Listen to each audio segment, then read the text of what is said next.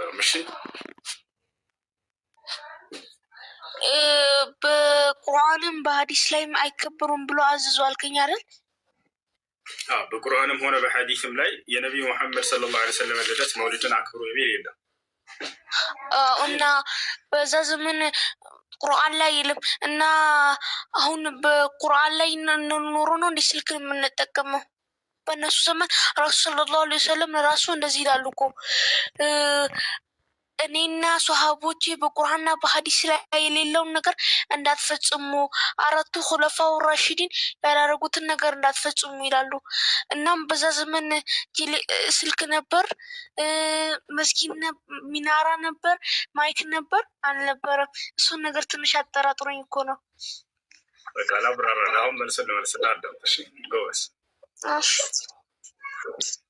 ህፃን እያለሁ አስታውሳለሁኝ መውሊድ ቢድዓ ነው እያልኩኝ ስናገር አንድ መውሊድ አክባሪ የሆነ ሰው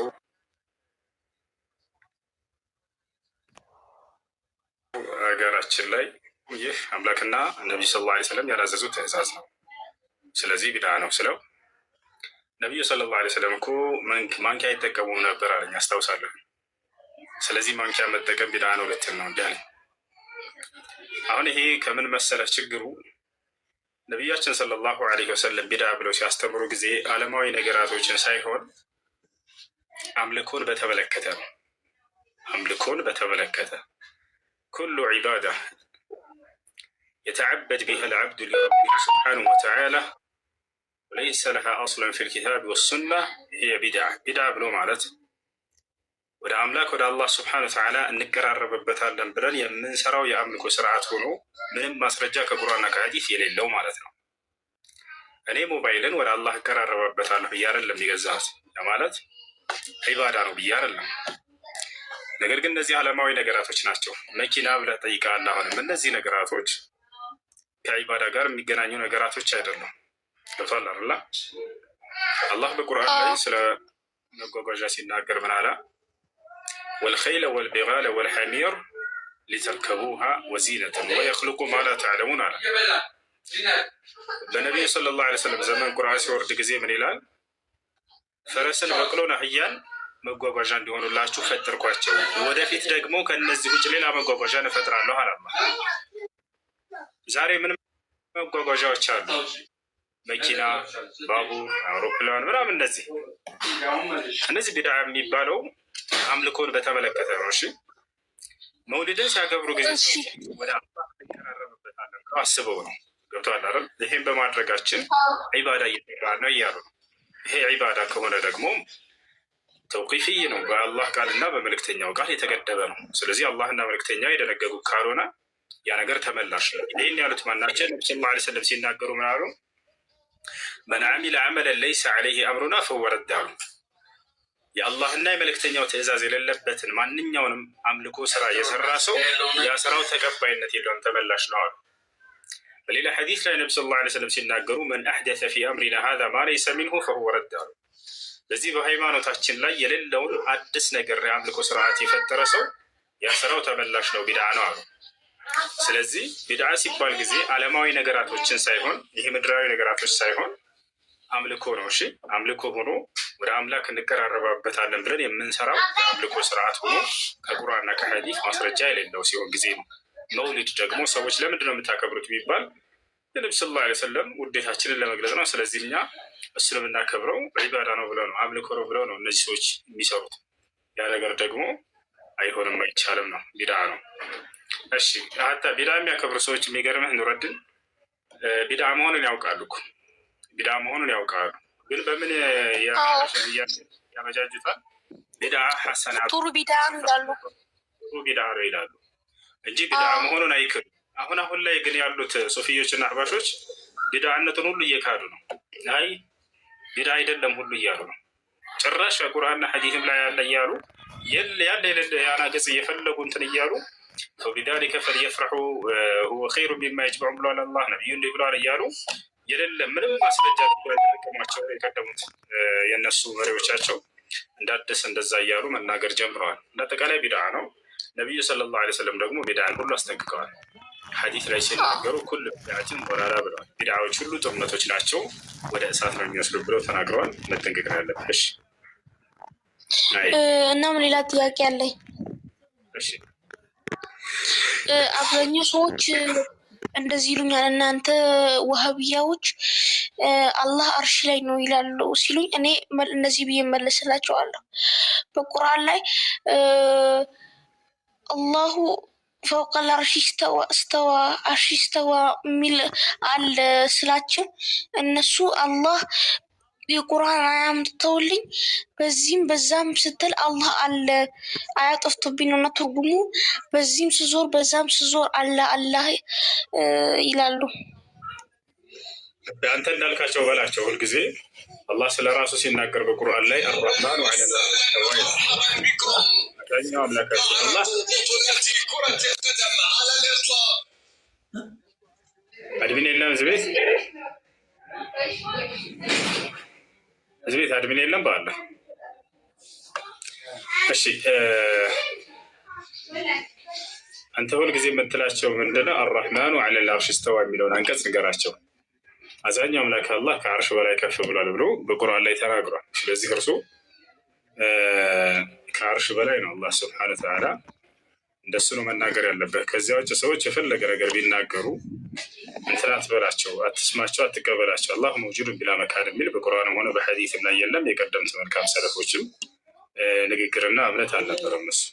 እሺ ከላይ መንጌ ሰላም ነው። እንዴት ይቀጥላል? መንጌ ሰላም ነው። አንዴ መንጌ አለ። ሄሎ መንጌ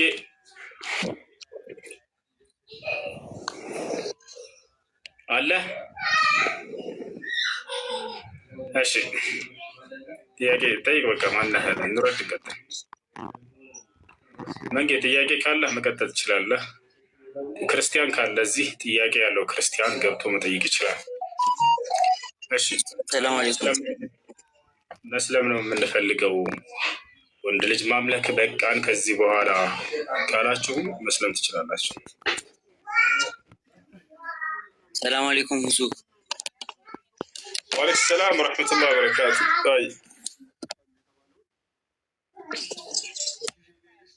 እንዴት ነው? አለ አልሐምዱሊላህ።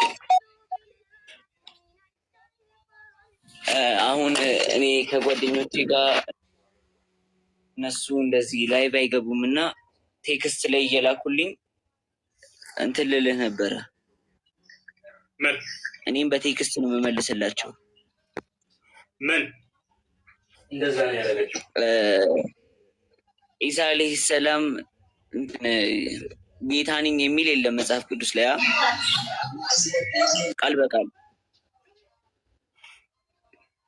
እሱ ነው ጥያቄያቸው። ይሄኛውን ስላቸው እነሱ የማንን ኢሳይህ 45:5 የሚለውን እንትን ብለውኝ ነበር። ከፋሌ የሚለው አንበው ከቁጥር እያስቀመጥከው በአግባና አንብበው። ያላህ ተዓላ ግባ። ወንድ ልጅ ነው አይደል? ወንድ ልጅ ኮሜንት ጽፎ አይሮጥም። ግባ ያላ። እሺ ምን ነበር ያልከው ወንድማችን? ኮሜንት ላይ የጻፍኩትን ነው ንገረኝ። በዚህ እየሰማ ነው። ኢሳይያስ 45:5 የእንትን እንደነ መጽሐፍ ቅዱስ ላይ የጻፉት እነ ጆን እነ ዮሐንስ ከነሱ ላይ የኢሳ ይህ የሚባሉ ታውቀዋለህ? ኢሳይያስ ለማለት ፈልገህ ነው? አዎ እንደ ኢሳ ይሄን ብቻ ነው እንደዛ ነው ያለኝ። ብቻ እሺ ኢሳይያስ 45:5 በሚለው ላይ ኮመን እዛ ላይ እንትን ይል ነበረ። ቆይ እሺ ከላይ ሚኪ ሰላም እንዴት ነህ?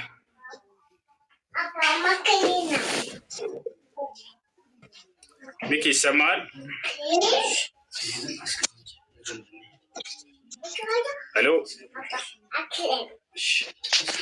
ሄሎ ኡስታዝ ሁሱ ኡስታዝ አቡበክርን ያስገቡት እስቲ ስራ አለና እሺ ሚኪ ያለ እሺ፣ ሌሎች ጥያቄ ያለው አለ ከገባችሁ ሰዎች? ኡስታዝ ልቀጥላል። እሺ ጥያቄ ምንድን ነው? ምን ይላል መጽሐፍ ቅዱስ ላይ? እኔ እግዚአብሔር ነኝ፣ ሌላ የለም፣ ከእኔ በቀር አምላክ የለም፣ አንተ አታውቀኝም ቢሆን እጅግ አጽናናለሁ ይላል። ምን እናድርግ? ይህን እንደ መረጃ አድርገው ነገሩኝ። ለምን? ለኢየሱስ ኢሳ ቃል በቃል ጌታ ነኝ ብሎ አይናገርም መጽሐፍ ቅዱስ ላይ ስለው ይህን ነገረኝ። ምን አገናኝ? ኢሳያስ ላይ ነው ያለው። እኔ አምላክ ነኝ እያለ እየተናገረ ያለው እግዚአብሔር ነው። ኢየሱስ ደግሞ እግዚአብሔር እንዳልሆነ ብዙ ቦታ ላይ ተናግሯል። የእግዚአብሔር አገልጋይ እንደሆነ ተናግሯል። ከእግዚአብሔር ቃልን የሚቀበል ተአምራትን የሚቀበል እግዚአብሔር ሁሉን ነገር እንዳደረገለት ተናግሯል። ሕይወትን የሰጠው እሱ፣ ስጋን የሰጠው እሱ፣ እውቀቱን የሰጠው እሱ፣ ተአምራቱን የሰጠው እሱ፣ ሁሉን ነገር ያደረገ ስልጣን ሁሉ የሰጠው እሱ ነው። ስለዚህ ኢየሱስና እግዚአብሔር የተለያዩ ናቸው። ሰማይና ምድር ናቸው። እሺ ሌላም ቦታ ደግሞ አሉ። ስንት ሚስት አለ ሸኹ ይላል ኮሜንት ላይ። 700 ሚስቶች እና 300 ቁባቶች አለው ሰለሞን መጽሐፍ ቅዱስ ላይ። እሺ ጥያቄ ምንድን ነው? አልፋና ኦሜጋ ምንድን ነው? ሀና ሰላም አለይኩም ወይንም ኤና ዜድ ማለት ነው። ወይንም አሪፍና ያ ማለት ነው። ለማንኛውም አልፋና ኦሜጋ የተባለው አብ ነው።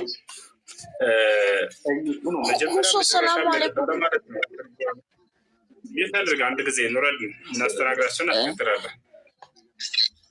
አልፋና ኦሜጋ ማለት የግሪክ ፊደላቶች ናቸው። ልክ በአረበኛ ሀና ፐ ሀ የመጀመሪያው ነው፣ ፔ የመጨረሻው ነው። እንደ አረበኛ ደግሞ አሊፍ እና ያ ወይንም በእንግሊዝኛ ኤ እና ዜድ ለዛ ለማለት ነው። ያው ትርጓሚ ምን ለማለት ታስቡበት ነው? ያለ የነበረ ለዘላለም የሚኖር ማለት ነው። ማለት ጅማሬና ፍጻሜ የሌለው ማለት ነው። ይህም ባህሪ ደግሞ ክርስቶስ በፍጹም የለውም። ክርስቶስ ጅማሬና ፍጻሜ ያለው በጽንስ ጀመረ፣ መስቀል ላይ ፍጻሜውን አገኘ። ፋቸዋለረ እንደ ክርስቲያኖች ማለት ነው። የዚህ ባለቤት ማን ነው ከተባለ አንድ አምላክ ተብሎ የተገለጸው ያ ጅማሬና ፍጻሜ የሌለው አብ ነው። እሺ ግን ኡስታዝ እዛው ላይ ምን ይላል? ተፈጸመ፣ እኔ አልፋና ኦሜጋ ነኝ፣ መጀመሪያና መጨረሻ፣ ለሚጠማ ከህይወት ውሃ ምንጭ በነፃ እሰጠዋለሁ። ይዛቸው ትመጣለህ። እንደዚህ የሚነግሩህን ክርስቲያኖች ብዙ ጊዜ መጣ እምቢ አሉኝ። አይመች በቃ ይዘው የማይመጡ ከሆነ አታውራቸው የማይመጡ ከሆነ። ለማንኛውም አልፋና ኦሜጋ የተባለው አብ ነው። ገብቶሃል አይደል? ያ ነው። እሺ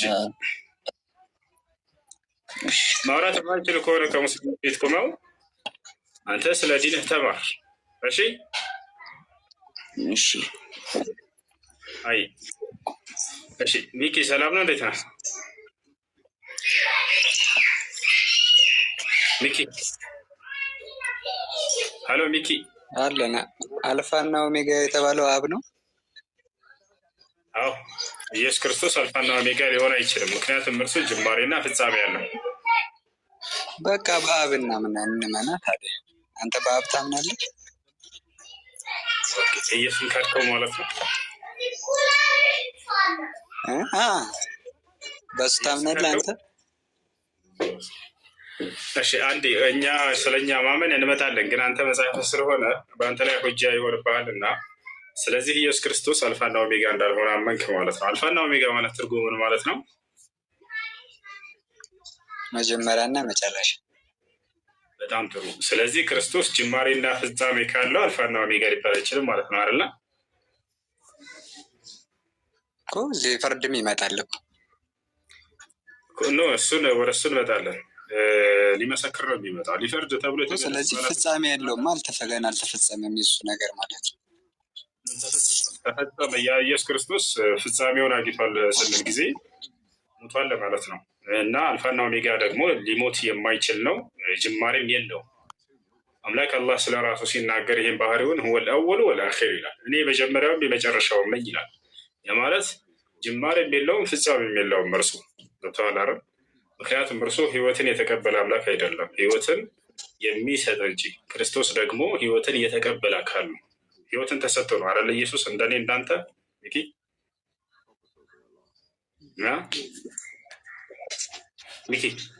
ከእግዚአብሔር የተላከ ከፈጣሪ የተላከ እኮ ህይወትን ተሰጥቶ ነው። ህይወትን የተሰጠ አካል ደግሞ ፍጡር ነው አይደለ? እኔ እናንተ ህይወትን ተሰጥተን ነው ፍጡር ነው። ህይወት ባይሰጠን ኖሮ የፈጣሪ ባህሪ ፈጣሪ ለምሳሌ ህይወትን አይሰጥም። እርሱ ህይወትን ሰጭ ነው። የተሰጠው ደግሞ ፍጡር ነው ክርስቶስ ደግሞ። ስለዚህ አብ በራሱ ህይወት እንዳለው ሁሉ ለወልድም ህይወት ይኖረው ዘንድ ሰጠው ስለተባለ ክርስቶስ ህይወትን የተሰጠ አካል ነው እና ፍጡር ነው። ስጋውም ልክ እንዲሁ እነሆ ትጸንሻለሽ፣ ወንድ ልጅንም ትወልጃለሽ፣ ስሙንም ኢየሱስ ትይዋለሽ። ጽንስ መጀመሪያው የት ነው ከተባለ በሴት ልጅ ማህፀን ውስጥ ነው፣ በድንግል ማርያም ማህፀን ውስጥ ጀመረ።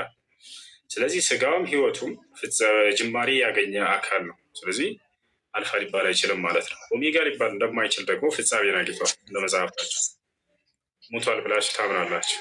ይህ ሞተ አካል ኦሜጋ ሊባል አይችልም። ያ ስለዚህ ያው ግን ስለ አላህ ማለት ነው ወንድሜ፣ ከመሐመድ ውጭ የነገረን ሰው አለ? አሁን ሌላ ሰዎች የተረኩት የለም ስለ አላህ። በቃ ነብዩ መሐመድ ብቻ ናቸው አላህ መኖሩን ምናምን እንደዚህ ያስረዱ።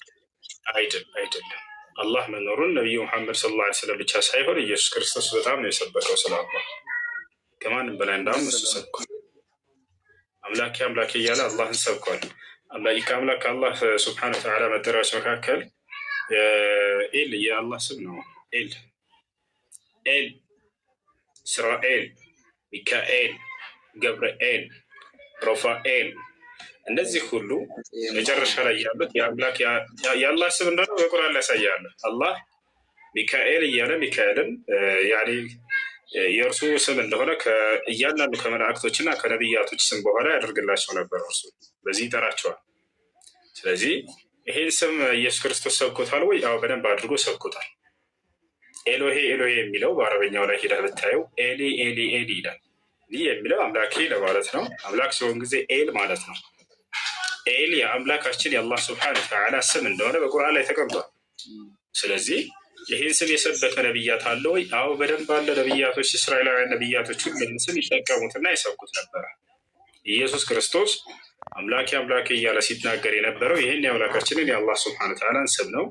በቁርአን ላይ ያለ መጽሐፍ ቅዱስ ላይ ያሳያል።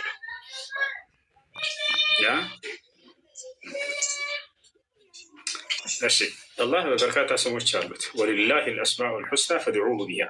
ይሄ ስም በእርግጥ አላህ ስብሐነሁ ወተዓላ በዕብራይስጥ ሲናገሩ ለነበሩ ለነቢያቶቹ የገለጠላቸው የሆነ ስም ነው። ባሻል ወአስማኡሁ ስብሐነሁ ወተዓላ المذكورة في القرآن الكريم الذي نزل به وهو اللغة العربية 99 كما ذكرها النبي صلى الله عليه وسلم 99 ስሞች አሉት። لكن أصل لله سبحانه وتعالى أسماء باللغة العبرية منها هذا الاسم. ይህ ስሙ ከዚያ መካከል ነው ኤል የሚለው ስም። ስለዚህ እስራኤላውያን ነቢያቶችን አላህ ስብሐነሁ ወተዓላ በዚህ ጠራቸው ነበር። እሺ ለምንድን ነው ዋርኒንግ የሚያመጣው? ምንድን ነው ችግር? አሁን ምን አጠፋን? ምን ይሻላል ልጆች? እንደገና አጥቼ ልግባ ማለት ነው? ጋ ቀይ ነው የሚያበራው ወይስ ምንድን ነው? ሪስትሪክሽን ይላል ከላይ። አይ እሱ ከሆነ እሱ ኖርማል የተለመደ እንትን ነው። እንደዚህ ብሎ ግን አሁን ምንድን ነው ያጀማ አሁን 101 ታብታብ ነው። በጣም ገና ነው። 300 ምናምን ሰው አለ። አዲስ አካውንት ነው። ሪፖስት አድርጉ፣ ታብታብ አድርጉ። በደንብ እንትን ለማድረግ ሞክሩ። ያው ተጎጁ ማህበረሰቡ ኡማው ነው እና እንደዛ አድርጉ። ኮፒ ሊንክ ምናምን አድርጉ። ኢንሻአላህ እና ጉድ ላይፍ እያላችሁ ጻፉ። እሺ ከታች እንደዛ እያላችሁ ጻፉ። ኮሜንት አትደጋግሙ። ከይቅርታ ጋር ሙዩት እያረኳቸው ነው። አንዳንድ ሰዎች ኮሜንት ሆናን አትደጋግሙ። እንደዛ እያደረግን ኢንሻአላህ ተደራሽ እንዲሆን እናድርግ። እሺ እኔ ኔት አልሰራልኝም። ማስገባት የሚችል ሰው አስገባቸው። አውቀር አስገባቸው። ክርስቲያኖች ካላችሁ 3 ቁጥር ጻፉ። ሙስሊሞች ደግሞ 1642 ጻፉ። እንዳትጽፉ ማለት ነው።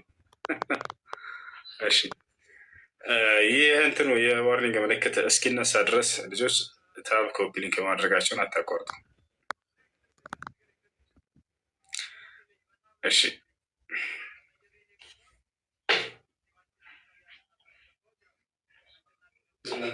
يا عبد العزيز الشيخ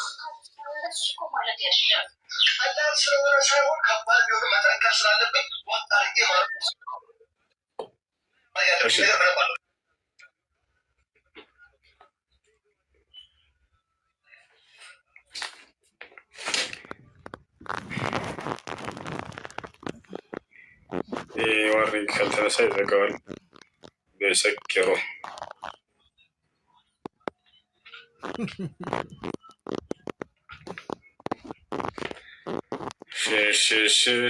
ሺ 122 ደረሳቸው።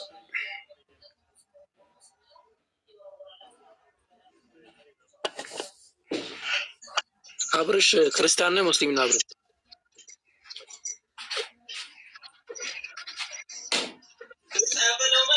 ክርስቲያን ነኝ። እንዳይናት አልሐምዱሊላህ።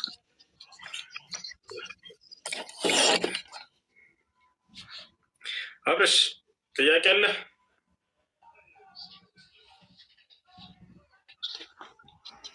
ጥያቄ አለኝ። ጥያቄ ምንድን ነው?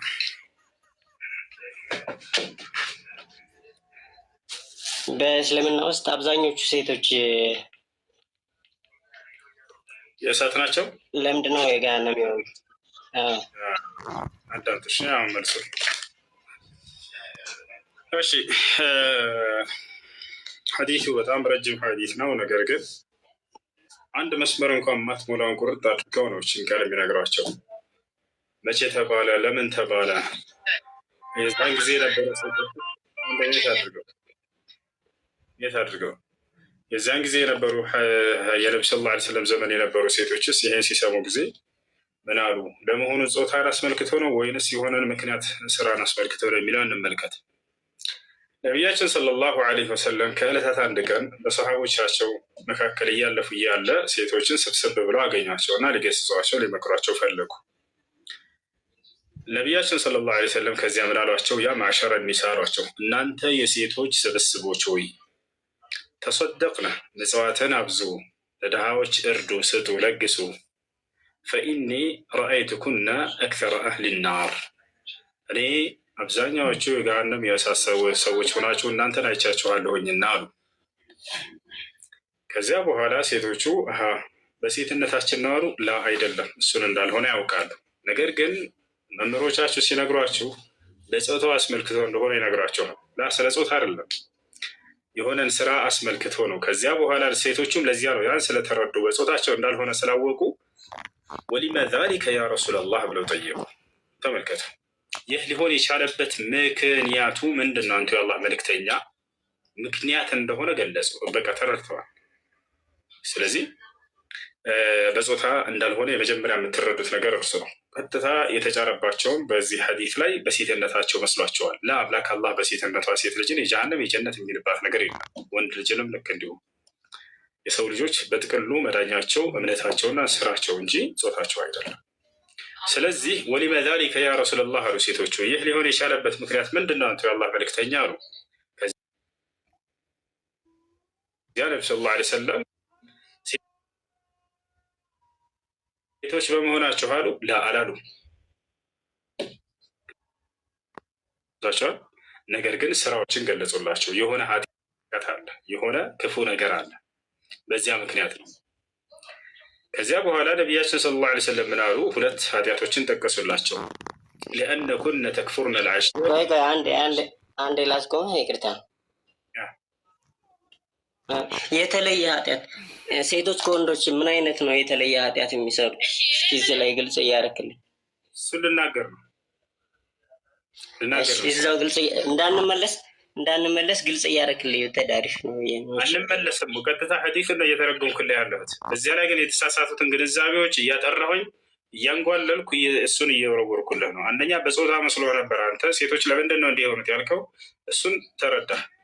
በሴትነታቸው እንዳልሆነ ነቢ ሰለላሁ ዐለይሂ ወሰለም ሴት ስለሆናችሁ ብለው ይነግሯቸው ነበር። እዚያው በሴትነታቸው ብሎ ነበር፣ ግን በዛ አይደለም። ነገር ግን ስራን ገለጹላቸው። ሴቶች ይላል እኮ ሴቶች የተባለበት ምክንያት በዚያ ስራ ላይ ከወንዶች ይልቅ በአብዛኛው ሴቶች የተሰማሩበት ሴቶች ካለ ኦልሬዲ በሴትነታቸው ነው ማለት ነው። ዘለቀ ቤት አድርገ ከዚያ በኋላ ነቢያችን ሰለላሁ ዐለይሂ ወሰለም ሴቶች በዚያ ስራ ላይ ከወንዶች ይልቅ በሴቶች ላይ ያ ስራ በብዛት ስለሚታይ እነርሱ ሊገስጿቸው ስለፈለጉ ነው። አዳምጡ። ከዚያ ወሊመ ዛሊከ ያ ረሱለላህ አሉ ነቢ ሰለላሁ ዐለይሂ ወሰለም። ይህ ሊሆን የቻለበት ምክንያት ምንድን ነው አንተ የአላህ መልእክተኛ ብለው ሲጠይቋቸው ሴቶችን በሴትነታቸው ቢሆን ኑሮ እናንተ ሴቶች በመሆናችሁ ምክንያት ይሏቸው ነበር። ነገር ግን እንደዚህ አላ። ታዲያ ምንድን ነው የሆነ ከወንዶች ይልቅ ሴቶች በጣም በብዛት የሚታወቁበትን ክፉ የሆነን ስራ ገለጹላቸው። ከዚያ ነቢ ሰለላሁ ዐለይሂ ወሰለም ያ ስራ ምን እንደሆነ ሲናገሩ ምን አሉ?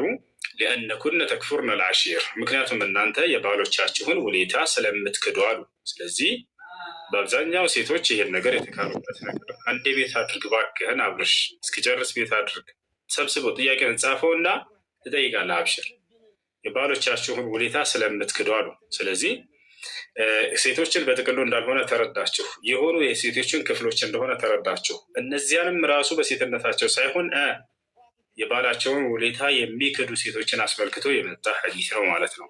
ሴት ልጅ በአብዛኛው አይታችሁ ከሆነ ከባሏ ጋር አብራ ደስ የሚል ህይወት አኑሯት ለፍቶ ጥሮ ግሮ ብዙ ደስታን ካሳያት በኋላ የሆነ ጊዜ ላይ ሲጣሉ የዛኔ አንተ ከምን አድርገህልኝ ታውቃለህ ሲጀምር ብላ የምትክድ አይነት ሴት አለች። ከአንተ ምን አየሁኝ ሲጀምር ብላ እንዳለ የዘመናቱን መልካም ስራ ሁሉ ገደል ታስገባለች። እንዲህ አይነቷን ውለታን የምትክድ የሆነችን ሴት አስመልክቶ የመጣ ሐዲስ ነው። ሁለተኛ ምንድን ነው? ወቱክሲርነ ለዕና አሉ፣ እርግማንንም ስለምታበዙ አሉ። አሁንም ስለዚህ ተራጋሚ የሆኑ ሴቶችን አስመልክቶ የመጣ ሐዲስ እንጂ ሌላን ሴት አይደለም ማለት ነው። ስለዚህ በእነዚህ በሁለቶቹ ምክንያት ነው። ይህን ይመስላል። እሺ፣ ይህን ከቁርአን ላይ ልታሳየት ትችላለህ? ከቁርአን ላይ ወጥተህ ሐዲሱ ጥያቄ ያመጣው ከየት ነበር? ከቁርአን ላይ ነው። አይ ማለት አንተ ጥያቄው አለ። ጥያቄውን ኦልሬዲ ከፈለግከው እኔ ላሳየውላ እችላለሁ። ነገር ግን አንተ አሳይ። ከየት ነው ያመጣው ጥያቄ? ክፈት፣ ትልቁ ላይ ነው። አሳያለሁ። ባሳይህ ምን ትቀጣለህ? አንተ ታሳየኛለህ፣ ግን እኔ አሳያለሁ። እርግጠኛ ሆኜ ነው የምጠይቅ። በቃ እሺ፣ ካሳየኸኝ አንተ ዛሬ ኢየሱስ ክርስቶስ አንተ መልሱን ታሳየኛለህ። መልሱን አሳየኝሽ። ካሳየሁ ምን ትቀጣለህ? የምቀጣውን አዳምጠኝ እንጂ ልታሳይኝ እኮ ነው። ካሳየህ ምን ትቀጣለህ? አለ። እሺ የምቀጣውን ልንገርህ። አንተ ዛሬ ካሳየኸኝ እኔ ነው በዚህ ሁሉ በአደባባይ በህዝብ ሁሉ ፊት ኢየሱስ ክርስቶስ አምላክ እንዳልሆነ መሰክርልሃለሁ። አምላክ እንዳልሆነ መሰክርልሃለሁ። አሳይኛ። ያላ ክፈት። እሱን አይደለም እኮ እንድትል የፈለግኩት እና ለሚያምኑት እንጂ ለማያምኑትማ እኮ ብትል እኮ ምንም ነገር አይደለም እኮ።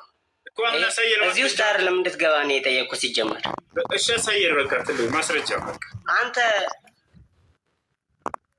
ልትመልስልኝ አልነበር? አንተ በፈጣሪ እኔ እኮ ሌላ ነገር እንድታወራልኝ አይደለም እኮ። ክፈተው እንጂ እየጠበቅኩ እኮ እንድታሳየው። ቁርአን ይዘሃል? አዎ ይዣለሁ። እዘዘኝ። የቱ ጋር ክፈት? እዘዘኝ። የቱ ጋር ክፈት? አንተ ግን እንዴት እንትን ልትልልኝ አልቻልክ? አብረሽ ወላሂ ጭቅላትን አልቀበላል እንጂ ምንም ለመረዳት አልፈለግክም እንጂ ሁሉም ተረድተዋል፣ ገብቷቸዋል እኮ። በጣም ቀላል ጥያቄ ነው የጠየቅከው። ቀለል ባለመልኩ ነው ያስረዳሁ፣ ምንም ሀተታ ምናምን ሳላበዛ። አሁን ያብራራኸው ማብራሪያ የቱ ጋር ነው የሚገኘው ከተባለ እዚያው ሐዲሱ ላይ ነው። አልነገሩህም እንጂ ከሁሉ ከዛ ከረጅሙ አውጣው ነው የነገሩህ እያልኩ አውጣልኝ። እንደሱ በይኝና ላሳየህ። አሁን ሐዲሱን እኮ ነው ያልኩህ እኮ። በቃ ልናሳየህ። አሁን ተረጋጋ እሺ። አንዴ ረጋ በል። አሁን የተናገርኩት ሁሉ ማብራሪያ እዛው ሐዲስ ላይ ያለው እንጂ ከራሴ አይደለም። ቆይ ላሳየህ። እሺ ኦኬ፣ አንዴ ይመችሃል። እንትን ኢንተርኔቱ በጣም ራሴን ትልቅ ላይ ራሱ ማድረግ አልቻልኩም። ይመቻል አቡከር፣ ወይንም ቁጥሩን ልንገራችሁና ልጆች እስኪ ማን ነው የሚከፍትለት? እሺ አንድ ላይ بلاتشو تخريج حديث لأن كنا تكفو نصيح شيء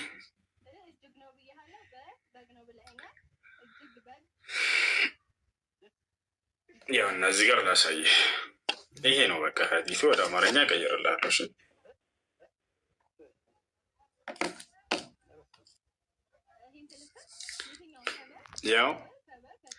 يا معشر النساء تصدقنا فإن كنا أكثر أهل النار. فقالت امرأة وما لنا أكثر أهل النار؟ قال لأن كنا تكثرن اللعنة وتكفرن العشر. قال يتناقل كتن حديث كنا مكنياتو زبوت على نبياتي صلى الله عليه وسلم قال الله تعالى سايه ሴቶች ሆይ አሉ። ይታያል አብርሽ አለ አብርሽ ልጆች አይሰማም እንዴ? አሁን ተከታተልሽ። ያው ሴቶች ሆይ አሉ ነብዩ ሰለላሁ ዐለይሂ ወሰለም ምጽዋትን አብዙ። ይህን ሁሉ የነገርኩህ ማለት ነው። እናንተ የገሃነም ነዋሪዎች አብዛኞቻችሁ ናችሁና። ከዚያ አንዷ ሴት ጠየቀች። አንዲት ሴት እንዲህ አለች፣ እኛ የገሃነም ነዋሪዎች አብዛኞቻችን ለምን ሆነን አለች። ለምን የሚለውን አስምርበት፣ ምክንያት እንደሆነ ተረድታለች። ሴቶች ስለሆናችሁ ሊሉ ነው ነብዩ ሰለላሁ ዐለይሂ ወሰለም። እስኪ እንመልከት። እንዲህ አለች። ነብዩ ሰለላሁ ዐለይሂ ወሰለም ምን አሉ? ያው ሴቶች ስለሆናችሁ አላሏቸውም፣ በሴትነታቸው አይደለም፣ ከመጠን በላይ ስለተራገማችሁ አሉ። እርግማንን የምታበዙት ስለሆናችሁ፣ ሁለተኛ ደግሞ ለባሎቻችሁም ምስጋና ስለሌላችሁ አሉ። ስለዚህ ባሏን የማታመሰግንን ሴትና ልክ እንዲሁ ደግሞ እርግማን የምታበዛን ሴት አስመልክቶ የመጣ የሆነ ሐዲስ ነው። ስለዚህ በሴትነቷ አይደለም ማለት ነው። በዚህ ስራ ላይ በአብዛኛው የሚሰማሩት የሆኑ ሴቶችን አስመልክቶ የመጣ ሐዲስ ነው። ገብተዋል አብረሽ? ልጆች ከኔ ይቆራርጣል?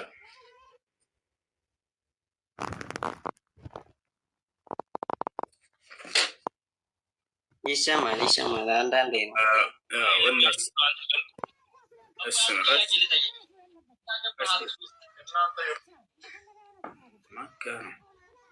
ሌላ ጥያቄ አለ?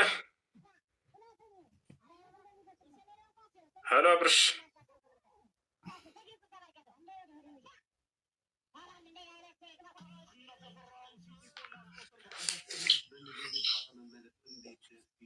አብርሽ አለህ ወይ?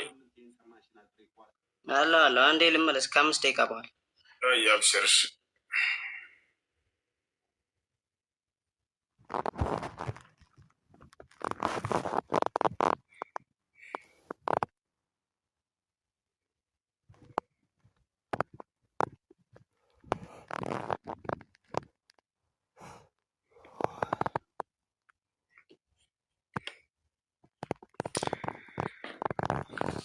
እሺ ኔትወርክ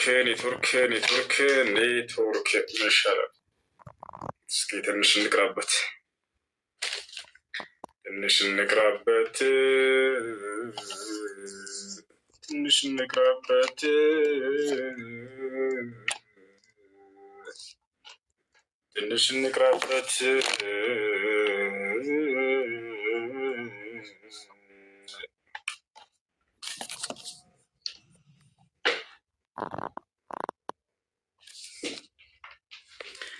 እሺ በማን ድምፅ እንቅራ? በሱዳንኛ ወይስ በደጋነኛ? በደጋን ሰዎች ድምፅ እንቅራ እስኪ። የደጋን ሰዎች ድምፅ ወላሂ أعوذ بالله من الشيطان الرجيم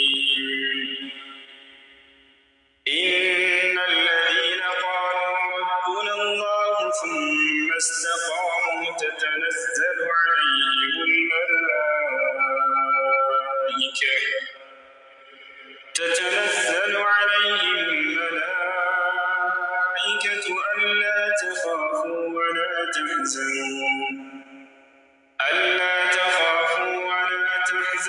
وأبشروا بالجنة التي كنتم توعدون نحن أولياؤكم في الحياة الدنيا وفي الآخرة ولكم فيها ما تشتهي أنفسكم ولكم فيها ما تدعون نزلا من غفور رحيم ومن أحسن قولا ممن دعا إلى الله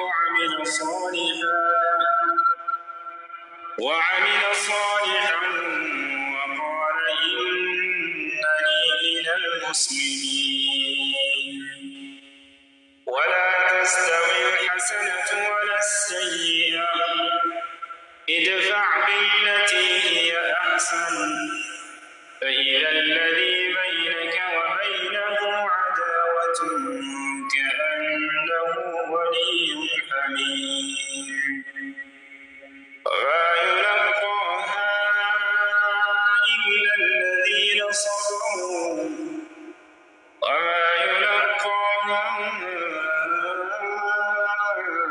إلا ذو حظ عظيم وإما ينزغنك من الشيطان نزغ فاستعذ بالله إنه هو السميع العليم ومن آياته الليل والنهار والشمس والقمر لا تسجدوا للشمس ولا للقمر واسجدوا لله إن كنتم إياه تعبدون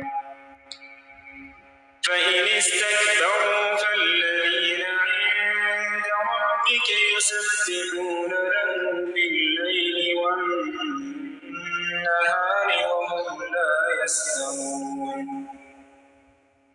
ومن آياته أنك ترى الأرض خاشعة فإذا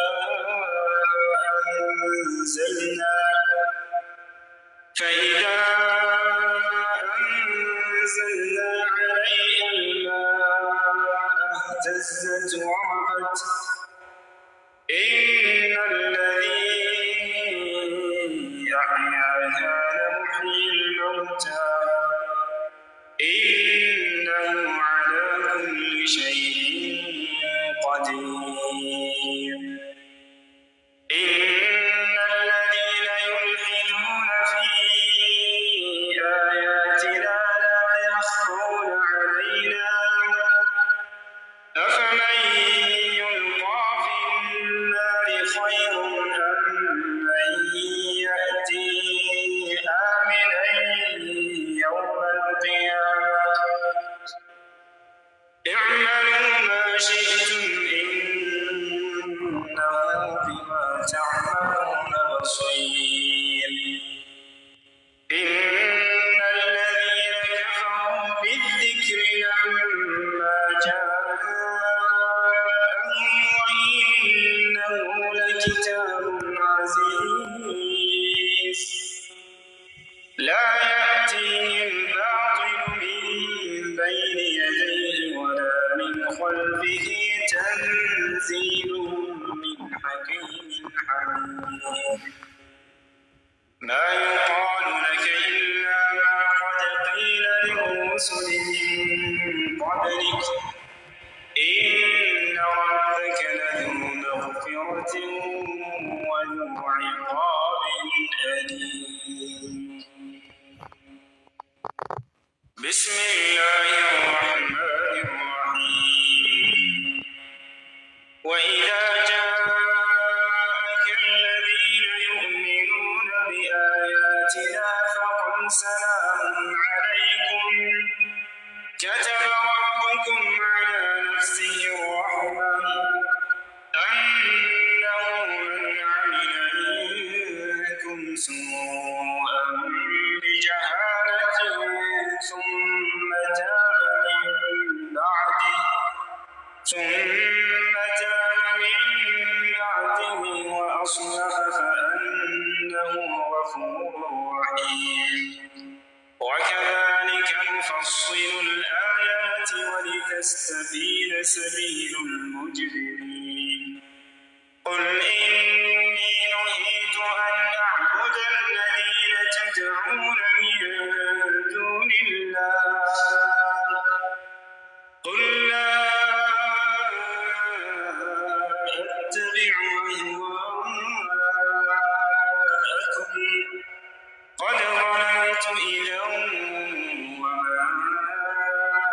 أنا من المهتدين قل إني على بينة من ربي وكذبتم به ما عندي ما تستعجلون به إن الحكم إلا لله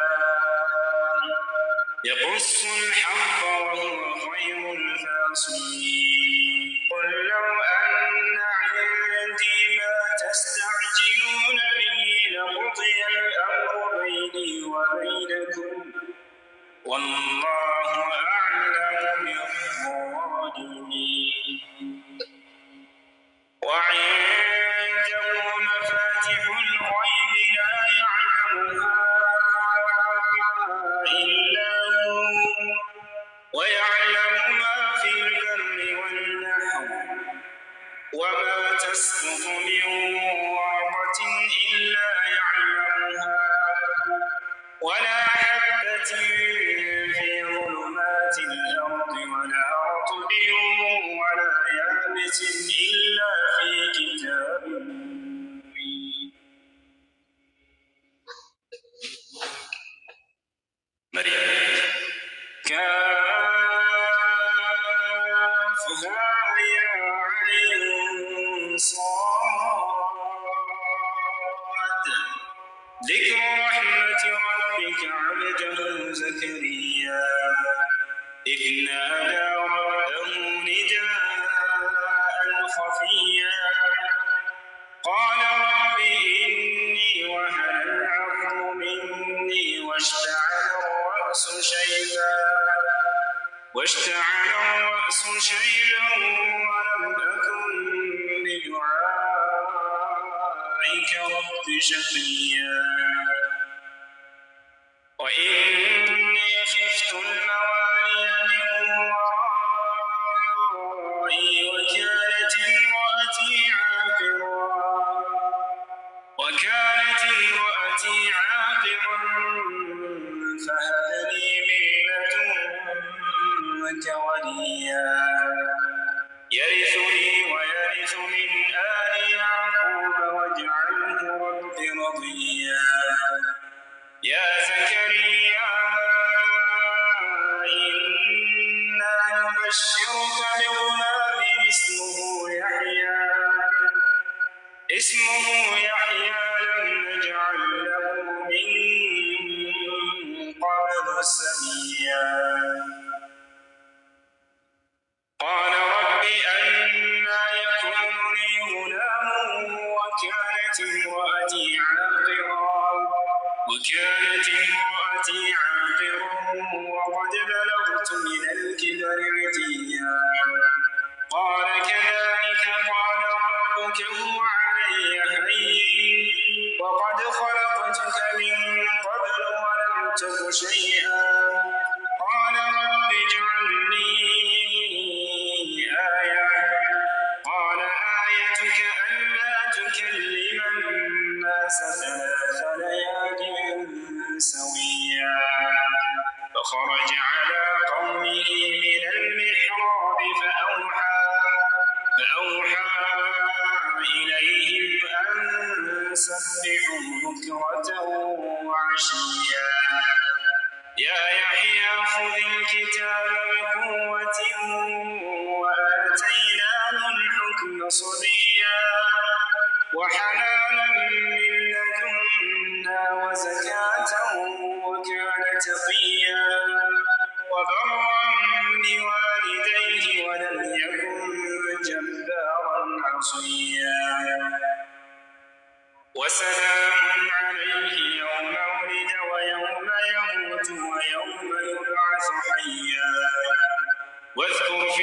كتاب مريم إذ انتبذت من أهلها مكانا شرقيا فاتخذت من دونهم حجابا فأرسلنا إليها روحنا فتمثل لها بشرا سويا قالت إني أعوذ بالرحمن منك إن كنت تقيا قال إنما أنا رسول ربك لأهب لك غلاما زكيا قالت أنى يكون لي غلام ولم يمسسني بشر ولم أك بغيا قال كذلك قال ربك هو علي هين ولنجعله آية للناس ورحمة منا وكان أمرا قضيا فحملته فانتبذت به مكانا قصيا فأجاءها المخاض إلى جذع النخلة قالت يا ليتني مت قبل هذا وكنت نسيا منسيا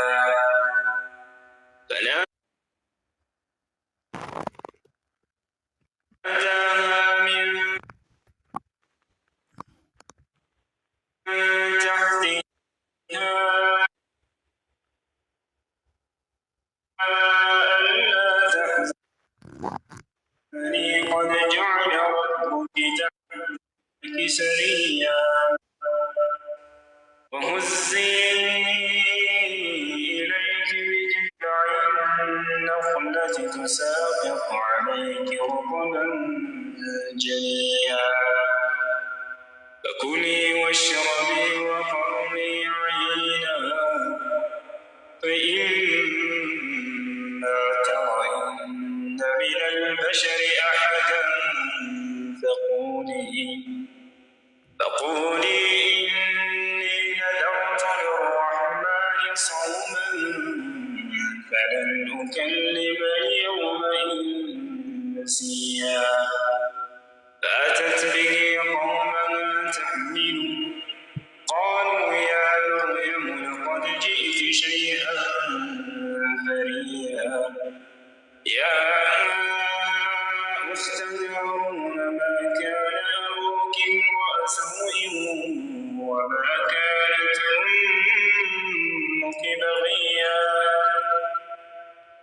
فأشارت إليه قالوا كيف نكلم من كان في المهد صبيا قال إني عبد الله آتاني الكتاب وجعلني نبيا وجعلني مباركا أينما كنت وأوصاني بالصلاة والزكاة ما دمت حيا وبرا بوالدتي ولم يجعلني جبارا شقيا والسلام علي يوم ولدت ويوم أموت ويوم أبعث حيا ذلك عيسى ابن مريم قول الحق الذي فيه يمترون ما كان لله أن يتخذ من ولدا سبحانه إذا قضى أمرا إنما يقول له فيكون وإن الله ربي وربكم فاعبدوه هذا صراط مستقيم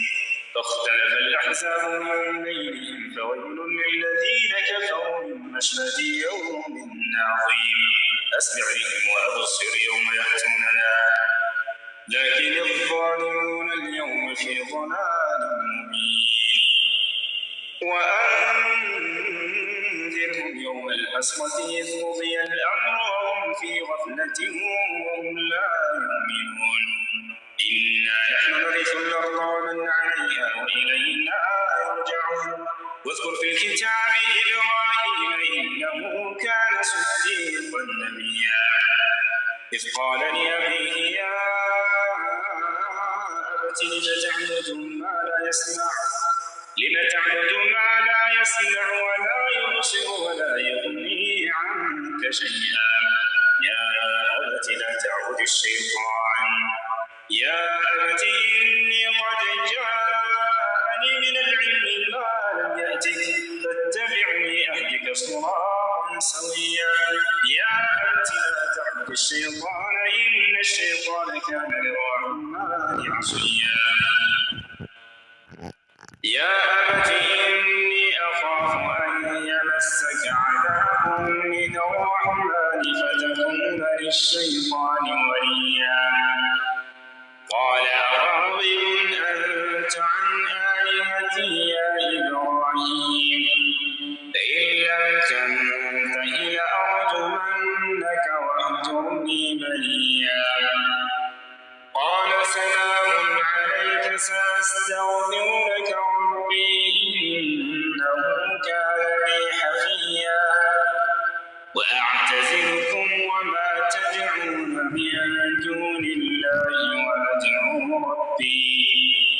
وأدعو ربي عسى أن لا أكون بدعاء ربي شقيا فلما اعتزلهم وما يعبدون من دون الله وهبنا له إسحاق ويعقوب وكلا جعلنا نبيا ووهبنا لهم من رحمتنا وجعلنا لهم لسان صدق عليا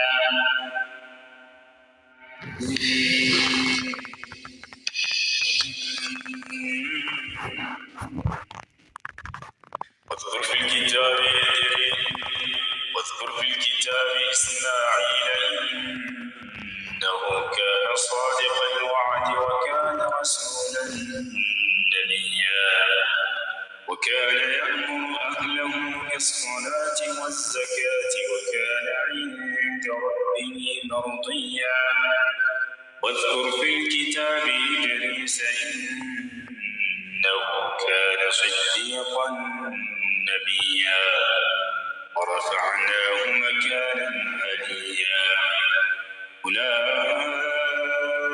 الذين أنعم الله عليهم من النبيين من ذرية آدم وممن حملنا مع نوح ومن ذرية إبراهيم وإسرائيل وممن هدينا واجتبينا إذا تتلى عليهم آيات الرحمن خروا سجدا وبكيا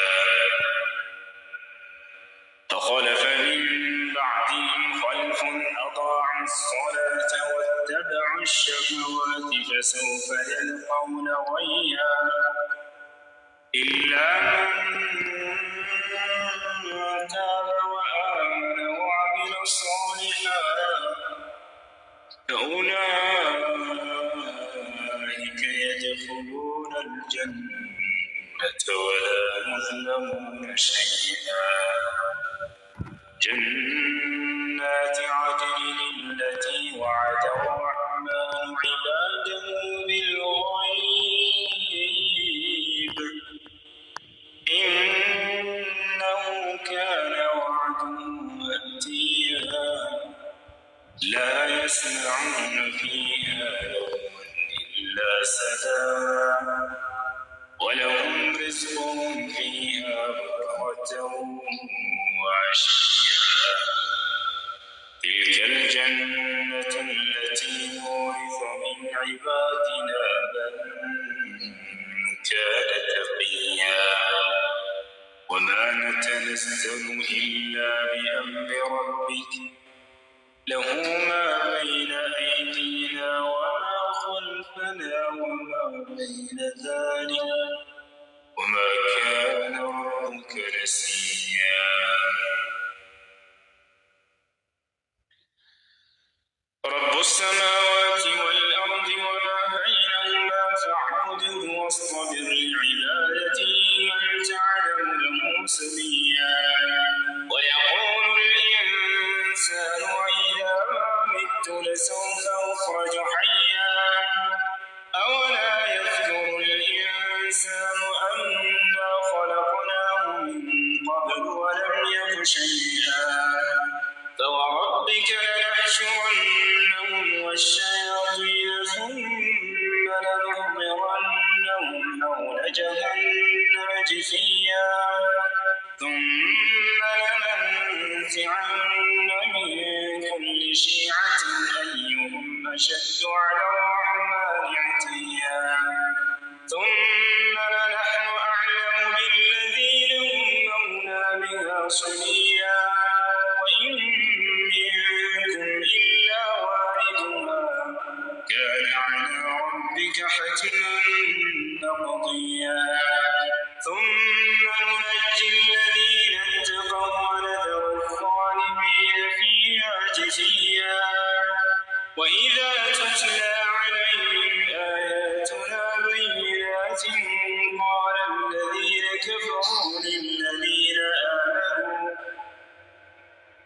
قال الذين كفروا للذين آمنوا أي الفريقين خير مقاما وأحسن نديا وكم أهلكنا قبلهم من قرن هم أحسن أثاثا ورئيا قل من كان في الضلالة فليمدد له الرحمن مدا حتى إذا رأوا ما يوعدون إما العذاب وإما الساعة فسيعلمون من هو شر مكانا وأضعف جندا ويزيد الله الذين اهتدوا هدى والباقيات الصالحات خير عند ربك ثوابا وخير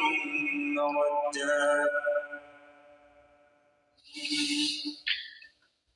أفرأيت الذي كفر بآياتنا وقال لأوتين مالا وولدا أطلع الغيب أم اتخذ عند الرحمن عهدا كلا سنكتب ما يقول ونمد له من العذاب مدا ونرثه ما يقول ويأتينا فردا واتخذوا من دون الله آلهة ليكونوا لهم عزا كلا سيكفرون بعبادتهم ويكونون عليهم ضدا ألم تر أنا أرسلنا الشياطين على الكافرين تؤزهم أزا فلا تعجل عليهم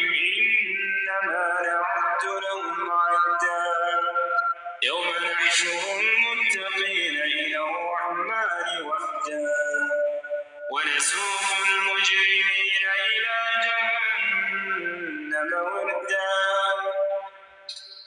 لا يملكون الشفاعة إلا من اتخذ عند الرحمن عهدا فقالوا اتخذ الرحمن ولدا لقد جئتم شيئا إدا تكاد السماوات يتفطرن منه وتنشق الأرض وتخر الجبال هدا أن دعوا للرحمن ولدا وما ينبغي للرحمن أن يتخذ ولدا إن كل من في السماوات السماوات والأرض إلا آتي الرحمن عبدا لقد أحصاهم وعدهم عدا وكلهم آتيه يوم القيامة فردا إن الذين آمنوا وعملوا الصالحات سيجعل لهم الرحمن ودا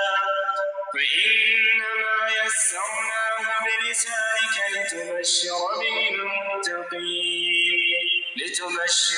المتقين وتنذر به قوما لدا وكم أهلكنا قبلهم من قرن هل تحس منهم من أحد أو تسمع لهم ركزا.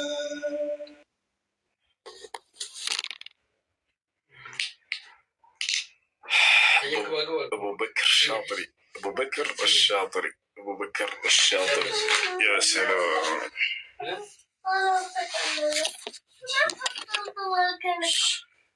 يا سلام يا سلام يا سلام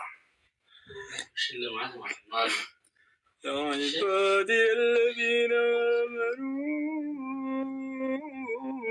إن أرضي واسعة فإياي فاعبدون كل نفس ذائقة الموت.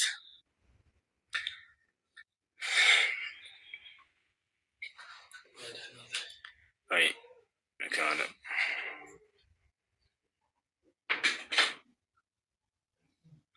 እሺ ከላይ ጥያቄ ያላችሁ አላችሁ?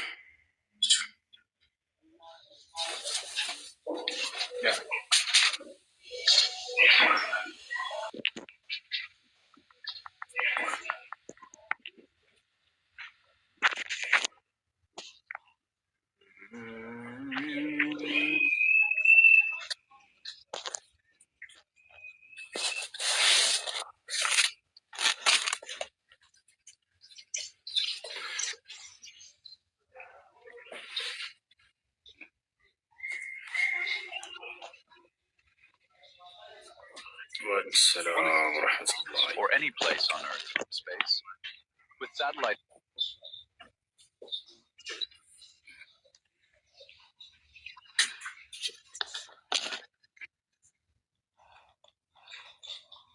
السلام عليكم أستاذ.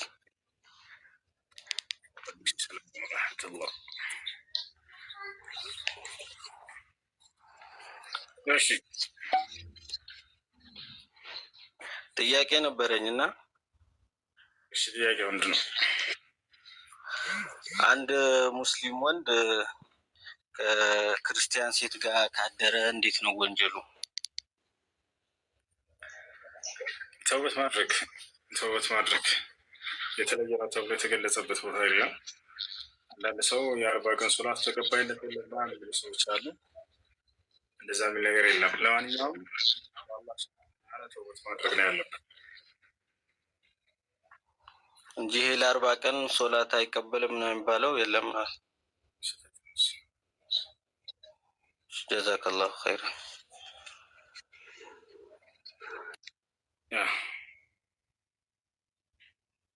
ጥያቄ ያላችሁ ከላይ የገባችሁ? ሰላም አለይኩም። ወአለይኩም ሰላም። የኔ ጥያቄ ስለ አቡ ለሀብና ስለሚስቱ ነው እንድታስረዳኝ የምፈልገው ማለት ነው። ያኔ ሱረቱል ሰመድ ላይ ሰቀራ በአጭሩ ነው የተረዳሁት ማለት ነው። እሺ አቡ ለሀብ የነቢያችን ሰለላሁ ዐለይሂ ወሰለም አጎት ነበር በአጭሩ። በጣም ቆንጆዬ ነበረ። ለዚያ ነው አቡ ለሀብ ተብሎ የተጠራው።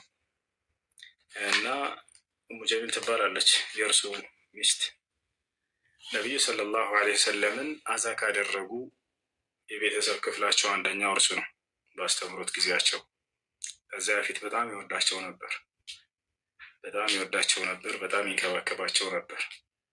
ልክ ከባዕድ አምልኮ ውጣ፣ አንዱን አምላክ አምልክ ብለው በሰበኩት ጊዜ፣ በጠሩት ጊዜ በጣም አዛ ካደረጋቸው ቤተሰባቸው አንደኛው እርሱ ነበረ። ሚስቱም ልክ እንዲሁ በጣም አዛ ከማድረጋቸው የተነሳ እርሳቸውን አላህ ስብሐነ ወተዓላ ሁለቱንም ባልና ሚስት አስመልክቶ ጀሃነም እንደሚሆኑ በቁርአን ላይ ሁሉ የተናገረበት ቦታ ነው።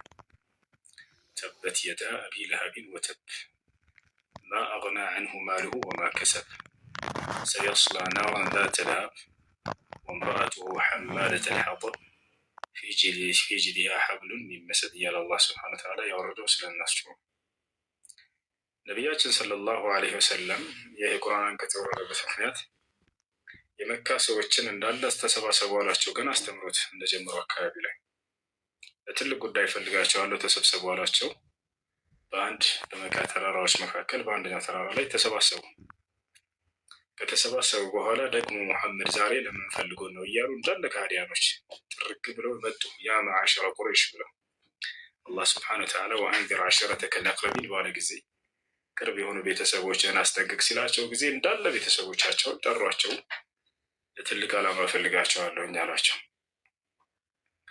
ከዚያ ከተሰባሰቡ በኋላ ከእነሱ መካከል አንደኛ አቡ ለሀብ ነበር፣ አጎታቸው መጥቶ ነበር።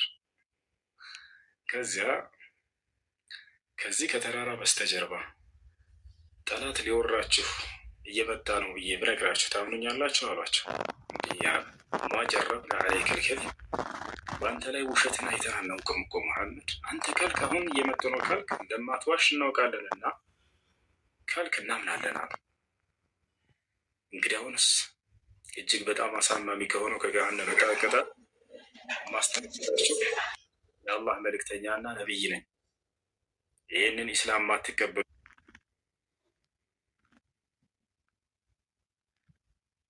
ከሆነ ከባዕድ አምልኮ ማትወጡ ከሆነ ከሞት በኋላ ከባድ ቅጣት ያለውን ጀሃነምን ማስጠንቀቂያቸው ነች ሲሏቸው ጊዜ ተበለከ አላቸው። ጥፋት ለአንተ ይሁን ሙሐመድ አላቸው። አቡ ለሀብ አጎታቸው አሊሃዛ ጀማዕተና፣ ለዚህ ነው የሰበሰብከን? ጥፋት ለአንተ ይሁን አላቸው። ነቢዩ ሰለላሁ ዐለይሂ ወሰለም ታዲያ በባህሪያቸው መልስን አይመልስም ነበር። ለአንተ ለራስህ ጥፋት ይሁን አላሉ። መልሱ ይገባዋል ነው? ያው ይገባዋል። ነገር ግን ነቢ ሰለላሁ ዐለይሂ ወሰለም እንደ ቁርአንን በደንብ አንብባችሁ ከሆነ አንዲት መልስ ሰጥተው አያውቁም። ለሚሰደቡት ስድብ፣ ለሚሰነዘርባቸው እርግማን፣ ለሚሰነዘርባቸው ቃላቶች ሁሉ ተናግረው ዘውር እኮ ነው የሚሉት። ሁሉም ነቢይ ግን መልስ ይሰጥ ነበር። ማ ነራከ ኢላ ፊ ሰፋሃቲን ይሉታል ኑሕ ዐለይሂ ሰላም፣ ኢላ ፊ ضላል ሙቢን። ግልጽ በሆነ ጥመት ላይ ቃል ያዕቁብ ለይሰ ቢضላለት ምን ረቢ ቃል ለይሰ ቢሰፋሃቱ። ሁሉም ይመልሱ ነበር። መመለስ ሐቅ የላቸውም ያልኩኝ አይደለም፣ ሐቅ አላቸው። ነገር ግን የነቢ ሰለላሁ ዐለይሂ ወሰለም ይለያል። እርሳቸው ሳይሆን የሚመልሱት አላህ ነው መልስ የሚሰጥላቸው። ታውቃላችሁ፣ ሳሒር አሏቸው። አላህ ሳሒር አይደሉም ብሎ መለሰለት። ካሂን አሏቸው። ወማ ሁወ ቢቀውሊ ካሂን። ሻዕር አሏቸው። ወማ ሁወ ቢቀውሊ ሻዕር። መጅኑን አሏቸው። ወማ ሳሒቡኩም ቢመጅኑን። እብድ ሲሏቸው ሙሐመድ እብድ አይደለም ብሎ አላህ ነው መልስ የሚሰጥላቸው። ታዲያ እዚህም አሁን ተበለከ ያ ሙሐመድ ባለ ጊዜ አቡ ለሀብ ተበት የዳ አቢ ለሀቢን ወተብ የሚለውን አንቀጽ ማውረድ ግድ ሆነ። አላህ ምን አለው? ተበት የዳ አቢ ለሀቢን ወተብ፣ የአቡ ለሀብ እጆች ይጥፉ ወይንም ጥፋትን ተገቢ ሆኑ እያለ አላህ ስብሐነሁ ወተዓላ መለሰለት። አላህ ዝም ብሎ በከንቱ አይደለም አቡ ለሀብን ዝም ብሎ የተናገረው፣ ሰበብ አለው። ምክንያቱ ይሄ ነው። ገብታችኋል? አሁን ታሪኩ ይሄ ነው። ማ አግና ዐንሁ ማሉሁ ወማ ከሰብ፣ ገንዘቡ ከእርሱ ሊጠቅመው አልቻለም፣ እንዲሁም ደግሞ የሰራው ስራ። ሰየስላ ይገባታል ገና ወደፊት ናረን እሳት ዛተ ለሀብ፣ የመንበልበል ባለቤት የሆነችዋ የመንቀልቀል ባለቤት የሆነችዋ እሳትን ይገባታል ጀሃነም። ወምረአቱሁ ሚስቱም እንዲሁ ሐማለተል ሐጠብ፣ የእንጨት ተሸካሚዋ ናት። አላህ ምን ለማለት ነው እንጨት ተሸካሚዋ ማለት? ይቺ ሴትዮ አሁንም ልክ እንዲሁ ነቢዩ ሰለላሁ ዐለይሂ ወሰለም ልክ ጠዋት በማለዳ በሌሊት የሱብሒን ሶላት ለመስገድ ከቤታቸው በሚወጡ ጊዜ እሾህ ወቅቷቸው እንዲጎዱ እሾህ የያዘን እንጨት ሰብስባ ተሸክማ አምጥታ በሌሊት በጨለማ ማንም ሳያያት በራቸው ላይ ታስቀምጥባቸው ነበር። አያችሁ፣ አላህ ዝም ብሎ እንጨት ተሸካሚ አላለም፣ በከንቱ አይደለም። የምታደርገው ስራ ስላላት ነው። አላህ አቡ ለሀብን ይጥፋ ብሎ ዝም ብሎ አልተናገረውም። እርሱ በነቢ ሰለላሁ ዐለይሂ ወሰለም ላይ ጥፋት ላንተ ይሁን ለዚህ ነው የሰበሰብከን ብሎ ስላናናቀ ተውሒድን ያክል ትልቅ ትምህርት። እዚያ ነው እንጨት ተሸካሚዋ የሆነችው እያለ አላህ ስብሐነሁ ወተዓላ የገለጻትም የእሾህ ባለቤት የሆነን እንጨት እየተሸከመች በነብዩ ሰለላሁ ዐለይሂ ወሰለም በር ላይ ታስቀምጥ ስለነበር ነው። አላህም ነብዩ ሰለላሁ ዐለይሂ ወሰለም ታዲያ ያንን ገለል አድርገውት ያልፉ ነበር። በፍጹም ያንን አንስተው ማን ይሄን የጣለብኝ ዛሬ እንዲሁኝ ዛሬ ወሮሮብኝ ላ ነገር ግን ይህን ሚስጥር ማን የተናገረው ሁሉ የማይደበቅበት አምላክ አላህ ስብሐነሁ ወተዓላ እንጨት ተሸካሚ ብሎ የገለጸው እርሱ ስለሚያየት ነው። ማንም አላየኝም ብላ ነበር፣ ነገር ግን አላህ ያያታል። ለተቻለ ነው። ይህን ይመስላል እህታችን። ሌላ ጥያቄ አለሽ? እሺ ጥያቄ ያለ ይቀጥል።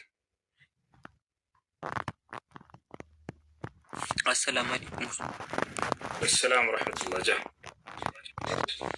የአሁን ልጅዬው የጠየቀው ላይ ማለት ነው እንትንንም ይላሉ መጠጥ የሚጠጣ ሰው ለ40 ቀን ተቀባይነት የለውም ይላሉ። እሱስ ማስረጃ አለው ነው? እንዲሁም አለው። ነገር ግን ተውበት ካደረገ አላህ ስብሐነሁ ወተዓላ ይቅር ይለዋል። ያ ተቀባይነት የለው የሚለው ተውበት ካላደረገ ንስሐ ካላደረገ አላህ ስብሐነሁ ወተዓላ ባሪያዎቹ ወደ እርሱ ንስሐ ካደረጉ ማንኛውም ኃጢአት ይቅር ሊላቸው ቃል ገብቷል። መን ታበ ታበ አላሁ ዐለይሂ ያሉ ነብዩ ሰለላሁ ዐለይሂ ወሰለም ወደ አላህ ንስሐ ያደረገ አላህ ንስሐውን ይቀበለዋል ብለዋል። ወኢኒ ለገፋሩን ሊመን ታበ አላህ በሱራ ጣሃ ላይ ወደ እኔ ለተመለሰ እኔ ንስሐውን እቀበለዋለሁ ይቅር እለዋለሁ ብሏል። እሺ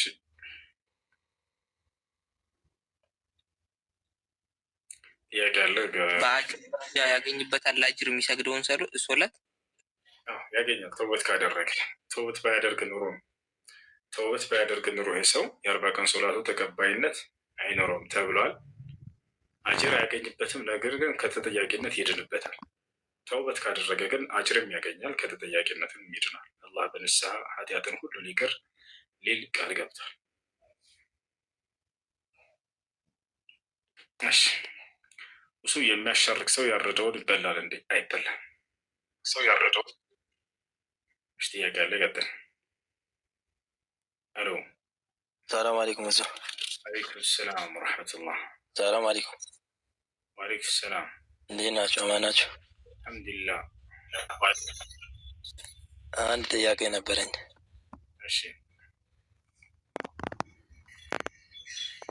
ልቀጥል? ጀምር። እንዳትቀጥል። መቼ ጀመርክ? ቀጥልሽ። እሺ ማለቴ መስጊድ ላይ ሱና ሰላት እየሰገደን ኢቃም ተባለና ሰላት ተጀመረ ማለት ነው። ሱና ሰላቱን አቋርጠን ወደ ፈርዱ መግባት እንችላለን ወይስ? እሺ ጥሩ ጥያቄ። አዳምጥ መልሱ። መስጂድ ሄዳችሁ ወንዶች ሶላተል ጀማዓ ለመስገድ ወይንም ሴቶች ሶላተል ጀማዓ ለመስገድ ሄዳችሁ ከፈለጋችሁ ሴቶች ሶላተል ጀማዓ አልተከለከላችሁም በነገራችን ላይ። ነገር ግን በላጩ መስጂዷ ቤቷ ነው ስለተባለ እንጂ ሐዲስ ላይ ሲናገሩ ነብዩ ሰለላሁ ዐለይሂ ወሰለም ላ ተምነዑ ኢማ አላህ ሚነል መሳጅድ ብለዋል። የአላህን ሴት ባሪያዎች መስጂድ ሄደው መስገድ ከፈለጉ አትከልክሏቸው ብለዋል። እነርሱ ላይ አደጋ የማይፈጠርባቸው ከሆነ በጣም ሩቅና ጨለማ ካልሆነ የዛኔ መስገድ ከፈለጉ ሄዳ መስገድ ትችላለች። ነገር ግን በላጩ መስጂዷ የት ነው ከተባለ ቤቷ ነው። ነብዩ ሰለላሁ ዐለይሂ ወሰለም አፍጠል መስጂድ ልመርአ በይቱሃ ብለው ተናግረዋል። የሴት ልጅ በላጩ መስጂዷ ቤቷ ውስጥ ነው ብለው ተናግረዋል። እሺ እንዳጠቃላይ ሄዳችሁ ሶላት ጀማዓ ለመስገድ ልክ እንደሄዳችሁ ሱና ሶላቱን እንደጀመርኩኝ ኢቃም ተደረገ፣ ሱናን መጨረስና ከዛ ወደ ዋጅቡ ሶላት ነው መሄድ ያለብኝ ወይንስ ሱናውን አቋርጬ ወደ ዋጅቡ ነው መሄድ ያለብኝ የሚል ጥያቄ ነው። ታላቁ ዓሊም ሼክ እብን ዑሰይሚን ረሒመሁላህ ተዓላ ይህን ጥያቄ ተጠይቀው እንዲህ ብለው መለሱ። ሰውየው ሱና ሶላቱን ገና ጀምሮ የመጀመሪያው ረክዓ ላይ ከሆነ ሱና ሶላቱን ያቋርጥና በዚህ ቤዛን ኢቃም ከተደረገ ሱና ሶላቱን አቋርጦ ወደ ዋጅቡ ሶላት ይሄዳሉ። ነገር ግን ሁለተኛው ረክዓ ላይ ወይንም ተህያ ላይ ደርሶ ከሆነ ኢቃም የተደረገበት ቶሎ ብሎ ሱናውን ያጠናቅና ከዛ ወደ ዋጅቡ ይሄድ አሉ። እንደሱ ነው መሆን ያለበት። እሺ ታዲያ ስናቋርጥ ጊዜ እናሰላምታለን። አንዳንድ ሰው ምን ያደርጋል? ሱና ሶላት እየሰገደ ኢቃም ከተደረገበት አሰላምቶ ይሄዳል። አሰላሙ አለይኩም ወራህመቱላህ፣ አሰላሙ አለይኩም ወራህመቱላህ። እየጨረስክ ሶላቱን ለምን ነው የምታሰላምተው? ሶላቱል ጀናዛ አይደለም እየሰገድክ ያለው ሲቀጥል ቆመህ የምታሰላምተው። ስለዚህ ምንም ማሰላመት አያስፈልገውም። ልክ ኢቃም ከተደረገ ዝም ብለህ ሶላቱን ተቆርጠህ መሄድ ይሄ ነው። አይ ጥያቄ አለ? ሰላም እሱ መርከብ የሆነ አስተያየት ብቻ ለመስጠት ነው የገባሁት እና ማለት ነው የሆነ አንዳንድ ቤቶች ላይ አለ ማለት ጃሂሎች እንትን ላይ የሆነ ንጽጽር ያደርጋሉ። ክርስቲያኖች ወንድሞቻችን ጋር ንጽጽር ያደርጋሉ ማለት ምንም ነገር ሳያውቁ የሆነ አለ አይደለ ወደ ማሳመን ሁኔታ ድረስ ሁሉ ያስገቧቸዋል። ማለት እኔ እዛ ቦታ ላይ መግባት አልቻልኩም እና እንትን አላልኩም እና ለእንደዚህ አይነት ሰዎች መልእክት ብታስተላልፉላቸው አንደኛ ነገር ኡስታዞች ትላልቅ ሰዎች ናቸው። ስለ ሃይማኖት መናገር ያለባቸውም ሊነጋገሩበትም የሚችሉትን ነገር ማለት ነው። አሁን ለራሱ ብዙ ያስደነገጠኝ ሁላ ድረስ ሁላ ነው ያደረሱኝ የዛን ጊዜ ላይ ማለት ነው። እና ጃሂል የሆነ አሁን ሙስሊም ነኝ ግን የማልችለውን ነገር አሊሞችን ጠይቁ መባል አለበት።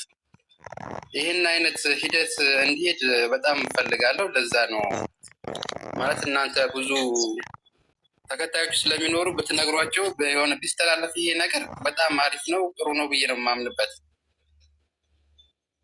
እናመሰግናለን።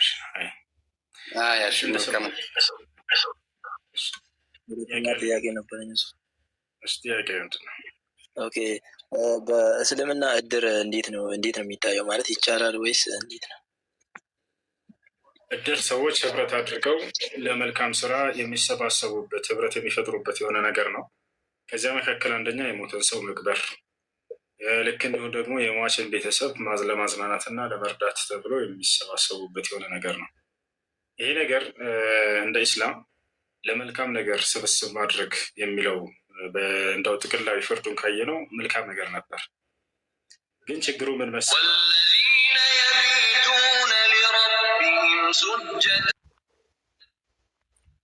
እሱ ላይ ምን መሰላችሁ? አንደኛ ለሟች ቤተሰብ መርዳትን አስመልክቶ በመልካም ፈቃድ የሚደረግ እንጂ እንደ ግዴታ መሆን የለበትም። ለምሳሌ ነቢያችን ሰለላሁ ዐለይሂ ወሰለም ጃዕፈር ብን አቡ ጣሊብ በሞተ ጊዜ እስነዑ ሊአሊ ጃዕፈር ጣዓመን ፈኢነሁም ቀድ ነዘለ ዐለይሂም ማ ዩሽጊሉሁም አሉ። ለጃዕፈር ቤተሰቦች ምግብ ስሩላቸውና ስጧቸው፣ እርዷቸው፣ በእነርሱ ላይ የሚያጨናንቃቸው የሆነ ነገር ደርሶባቸዋል ጃዕፈር መሞት አሉ። ያ ነው። ነገር ግን ዛሬ እድር ላይ የሆነ ገንዘብ ታመጣለህ፣ ከዛ ያንን የማያመጣ ሰው ካለ ከዚያ ከእድር ያፈናቅሉታል፣ ያባሩታል፣ ያስወጡታል። ቦታቸዋል። ይህ እንደ ብድር አይነት ነገር ተወስዶ ማለት ነው። እንደዚያ መሆን የለበትም። ከዚያ ያስወጡታል። የማይችሉትን ደካማዎችን ማለፍ የሚባል ነገር ይህን ኢስላም ያስተምራል። ሀታ ኢስላም ደስ የሚለው ምን መሰላችሁ? ላ ዩከሊፍ ላሁ ነፍሰን ኢላ ወስዐሃ ይላል። ማንኛውንም ትእዛዝ አዞ ሲጨርስ አላህ ይህ ከአቅማቸው በላይ አላስገድዳቸውም አለ። ፈተቁላህ መስተጣዕቱም አለ። በቻላችሁት አቅም እኔን ታዘዙኝ እያለ ተናግሯል። እኔን አላህን ፍሯል። ያልቻሉ ሰዎችን በቃል ቻልክብና ብሎ ከዚያ ከመልካም ስብስብነት ማባረር እና ማስወጣት ይሄ የኢስላም አስተምሮ አይደለም፣ የኢስላም መንገድ አይደለም። ዑመር ብን አልኸጣብ ረዲየላሁ ዐንሁ እርሱ እያስተዳደረ ባለበት የኢስላም ግዛት የሚኖሩ አይሁዶችና ክርስቲያኖች ነበሩ። እንደሚታወቀው በእስልምና ሕግና ስርዓት አይሁዶችና ክርስቲያኖች የሌላ እምነት ተከታዮችን በሙስሊሞች የሚያስተዳድሯት ሀገር ውስጥ በሚኖሩበት ጊዜ ግብር እየከፈሉ እንዲኖሩ ሱረቱ ተውባ ላይ አላህ ሱብሓነሁ ወተዓላ ተናግሯል። ዑመር ግን ምን ይል ነበር? አደራ ከሽማግሌዎች እንዳትቀበሉ ግብር፣ ከአይሁዶችና ከክርስቲያኖች ነው ማለት ነው። ከአሮጊቶች እንዳትቀበሉ፣ ከህፃናቶች እንዳትቀበሉ፣ ከሴቶች እንዳትቀበሉ። ወጣት ሆኖ የመስራት አቅምና ችሎታ ያለው ገቢ ያለው ገንዘብ ያለው ካልሆነ በስተቀር እንዳትቀበሏቸው፣ እለፏቸው ይል ነበር። ተመልከቱ።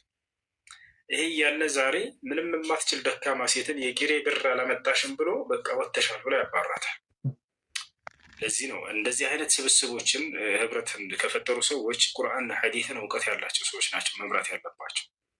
ጀምዕያ ሲባል ትሰማላችሁ ብዙ ጊዜ እንዲህ አይነት ማህበር ምናምን በዑለሞች መካከል ኺላፍ ያለበት ጉዳይ ነው። ግንባር ዑለሞች አይቻልም ብለው ሙሉ በሙሉ የከለከሉት እንዲህ አይነት የመንትን የማይችሉ ሰዎች ከቁርአንና ከሐዲስ እውቀቱ ግንዛቤ የሌላቸው ሰዎች ስለሚመሩት ነው እንጂ ሼክ አልባኒ፣ ሼክ ሙቅቢል አልዋዲዒ ረሒመሁላህ ተዓላ ሁላቸውም ይህ ጀምዕያ ወይም ማህበር ቁርአንና ሐዲትን መሰረት ያደረገ ከሆነ ዑለሞች ቁርአንና ሐዲትን የሰለፎችን መንሃጅ የሚያውቁ ዑለሞች እስከበሩ ድረስ ችግር የለውም ብለው የተናገሩበት ቦታዎች ይሏል።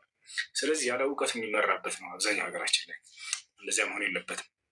ሌላኛው ነገር መቀባበር የሚለውን በተመለከተ በዚያ እድር ውስጥ ለምሳሌ ክርስቲያኖች ካሉ ክርስቲያኖች የራሳቸው ሰው ሲሞት ጊዜ ራሳቸው እንዲቀብሩት ይደረጋል። ልክ እንዲሁ ደግሞ ሙስሊሞች ሲሞትባቸው ሰው ሙስሊሞች እንዲቀብሩት ይደረጋል። ይሄ ነው እንደ አስሉ እንደ መሰረቱ ገብታችኋል። ነገር ግን የሚቀብራቸው ሰው ከሌለስ ለምሳሌ አንድ ክርስቲያን ሞተ በሙስሊሞች አካባቢ የሚቀብረው የራሱ እምነት ተከታይ የሉም። የዛኔ በቃ ይቀበርም ይሄ ሰው አሞራ ይብላው ውጭ ላይ ላ እንደዛ አይደረግም።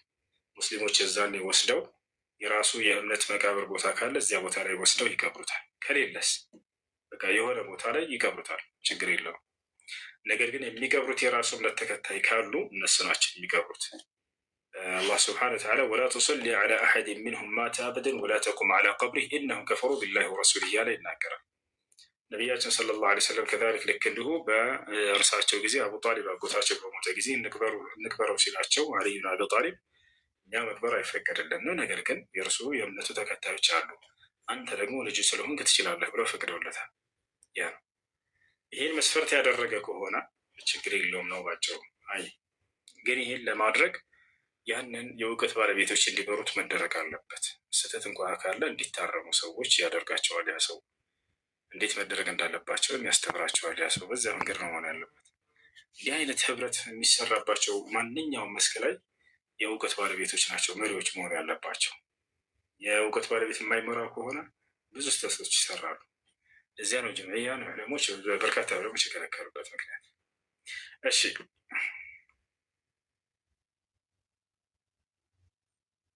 ጥያቄ አለ? ሰላም አለይኩም። ወአለይኩም ሰላም። ሰላም ነው እሱ? አልሐምዱሊላህ። እሺ እኔ ጥያቄ አለኝ።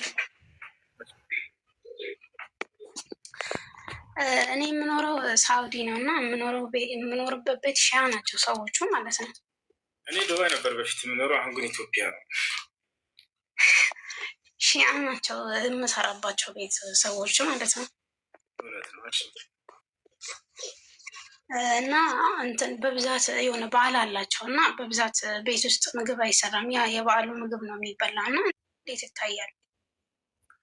ያን አትብይ ከቻልሽ የዛኔ ብስኩትና ውሃ ወይንም ደግሞ በርገር አዘሽ ሄደሽ በልተሽ ዋይ። እሺ ለአምልኮ ተብሎ የተሰሩ ምግቦችን ሙስሊም አይበላም። እነዚህ ሺዓዎች ለሐሰን፣ ለሑሰይን፣ ለፋጢማ እንዲሁም ለ12ቱ የአልይ ብን አቢ ጣሊብ ልጆች እያሉ ይሰራሉ። የዛኔ አይሆንም። ለእነዚህ ተብሎ የሚሰራ ዒባዳዎችን ለየት አድርገው ቁርአንና ሐዲስ ያላዘዛቸውን ይሰራሉ። ለዚያ ተብሎ የሚሰራ ምግብ አይበላም። ለማንኛውም አይቻልም ማለት አሁን የሆነ እንትኑ ይሄ አዳራሹ ራሱ እዚህ ቤት ነው፣ ይሰበሰባሉ በብዛት እና አሁን ሙሐረም ላይ 10 ቀን ነው እንትን የሚሉት እና ቤት ውስጥ ምንም አይሰራም 10 ቀን ሙሉ ማለት ነው። እና እንትን ነው ከቻልሽ ሌላ ምግብ ይበልተሽ እዛን ያሳልፊ። ካልቻልሽ ግን ሌላ ምንም አማራጭ ከሌለሽ ያን ካልበላሽ ህይወትሽ አደጋ ላይ የሚወድቅ ከሆነ አጠሩራት ቱቢል ማሕዘራት በሚለው ቃዒዳ መሰረት አስገዳጅ ነገራቶች የማይፈቀድን ነገር እንዲፈቀድ ያደርጋሉና የዛኔ ህይወትሽ ለማትረፍ ያክል እስክትጠግቢ ሳይሆን ብትበይ ችግር የለው። አላህ ስብሐነሁ ወተዓላ የማይበሉ ምግቦችን ከዘረዘረ በኋላ ሱረቱል ማኢዳ ላይ ፈመን ጡረ ገይረ ባጊ ወላ ዓዲን እያለ ይናገራል። ወሰን ሳያልፍ ድንበር ሳያልፍ የተቸገረ ሰው በተቸገረበት መጠን ልክ ያክል ቢበላ ችግር የለውም ብሎ በተናገረው መሰረት ማለት ነው። አይ እሺ አመሰግናለሁ። እና ሰው አንድ ጥያቄ ነበረኝ ልድገም እንዴ? ድገምሽ።